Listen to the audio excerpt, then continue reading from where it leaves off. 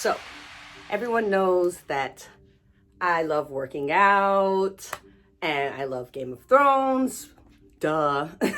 But I also really, outside of Game of Thrones, I really love reading. And not just reading, I love books. I love books, especially big hardcover books about anything, especially if it's just a big hardcover book.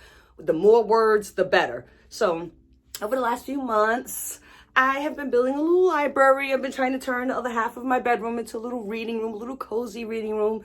So I decided I was going to do that. And I would share with you every once in a while, share some of my favorite books, some of my new things in my library. And guess what?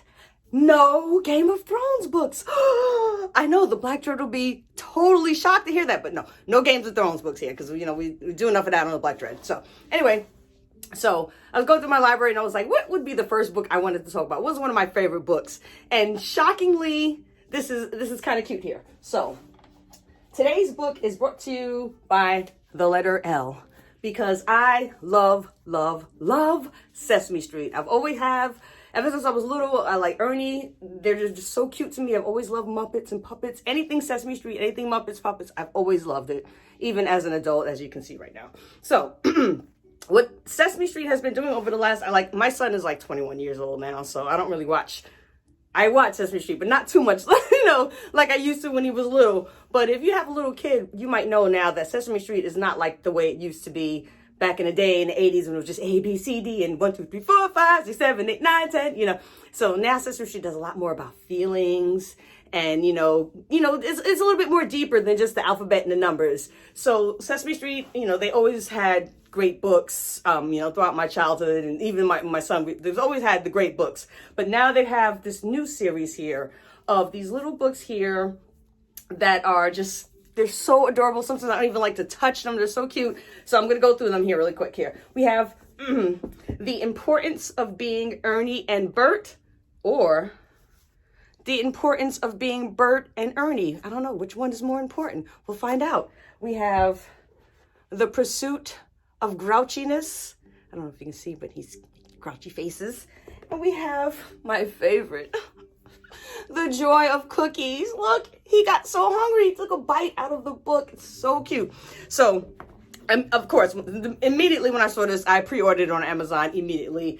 And the funny thing is that I bought it for myself and a friend of mine bought it as a gift and gave it to me also. So that was cute though. But what I like about these books here is once I start reading them, I realize these are not just like your standard children's books. Sesame Street is very deep. Now, what you know about Sesame Street is that it is made by doctors, psychologists, professors, teachers, counselors, early childhood education. I mean, Sesame Street is deep. Every single thing they put in Sesame Street is deep. That's why when I was a child, I learned how to spell exit and, I learned danger. It's no stranger, because they learn how to teach to a child with the psychologists and the teachers. I mean, they know what they're doing because it obviously sticks. It's been around for like 50, 60 years. This is the 50th anniversary of Sesame Street.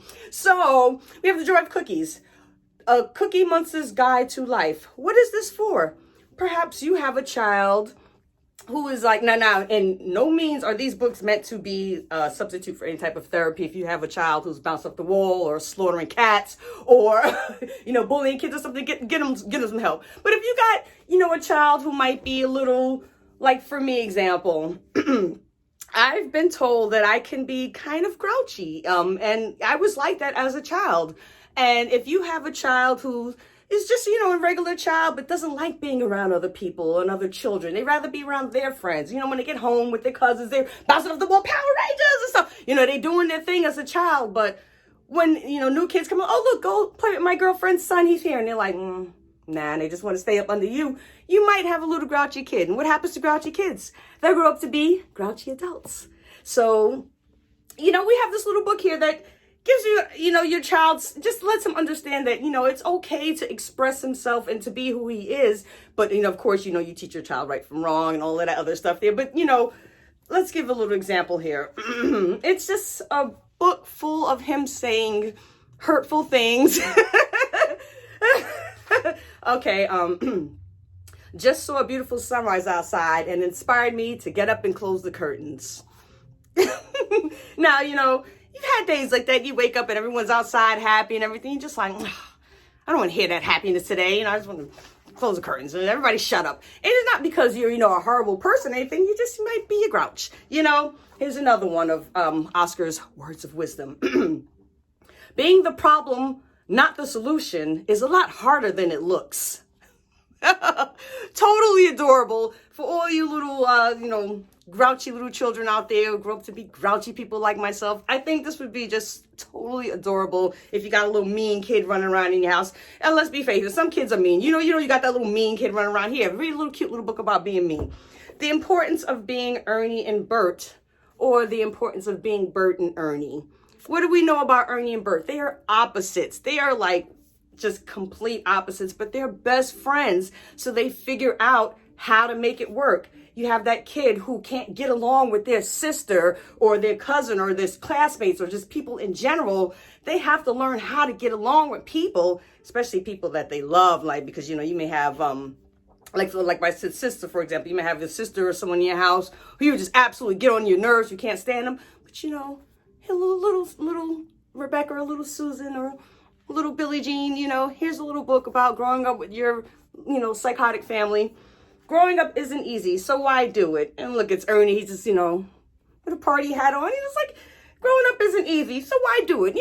Have fun, be a kid, laugh, oh, look, here it is right here. Laughter makes the world go around. And then Bert comes in and says something, I'm pretty sure the earth spins due to angular momentum because, Bert's that nerdy guy and everything. But, Ernie's probably looking at him when he said that like, no, Bert, that's not what I meant. I was making a joke. But, they get along. Ernie's real messy and loud and Bert's real tidy with his, his pigeons and his oatmeal and stuff. So I really, really, really enjoy this.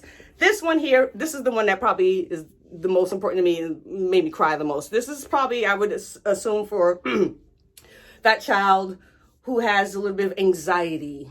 When you might have, children with anxiety grow up to be adults with anxiety. So this one here is all about little sayings. Your kid might have a temper problem like me. I would be in the bathroom at school like, so if you have the little kid with a temper problem or something, he's got all types of sayings and things like that, like on how to be so sweet, like, me can eat cookies and me can eat cookies with friend, but me cannot eat friend cookies. Oh, it's, count your cookies, not your problems. I'm holding back the tears. It's just so adorable. And he's actually got recipes on how to make real cookies. Like, this is actually a real recipe for like legit sugar cookies that you can eat. And it says things like get adult, so turn on oven, life is short, cookies at breakfast. Oh, so these are like three of one of my most prized possessions. Like I always said, like if the house was on fire, I would run and grab these books, and jump over my son and run out the house. But anyway, yeah. So these I thought was important to have into my library. And we also have another one here that these guys are having story time, so I don't want to disturb them. But we've got Love the Fur You're In. That one talks a little bit about, just like how you look. Maybe you got the funny looking face. Maybe kids making fun. You love the fur you're in. It is all about just being happy with who you are and just loving yourself and, just not giving a shit about what other people say pretty much, which is really cool. Like if I had these when I was little, I probably would still be grouchy, but at least I might understand that it was okay. And as long as I wasn't hurting nobody too much, and it was like I wasn't really doing anything, but I just don't like people, just leave me alone, so it's like, okay, this is really cute, and I get it, I totally get it, and it's all with love. It's a lot of, it's with love. So yeah, these are three of my favorite books here. So let's put these back into the little library here. So like I said, I'm building my little library. I'm going to turn my other room here into a little reading room, a little quiet room, a little study, and see if maybe we can have a little fun talking about books and other subjects. I like a lot of nerdy, dorky things. So I've got this really cool Lego set that I'm putting together. I'm still putting it together now. So I want to show off this Lego set I have. So anyway, yeah. So yeah, you guys know me. I'm Billie Jean, and I'm everyone. I haven't seen the Black Dread in a few, so let me get out of here before she shows up. But yeah, Billie Jean in the book corner.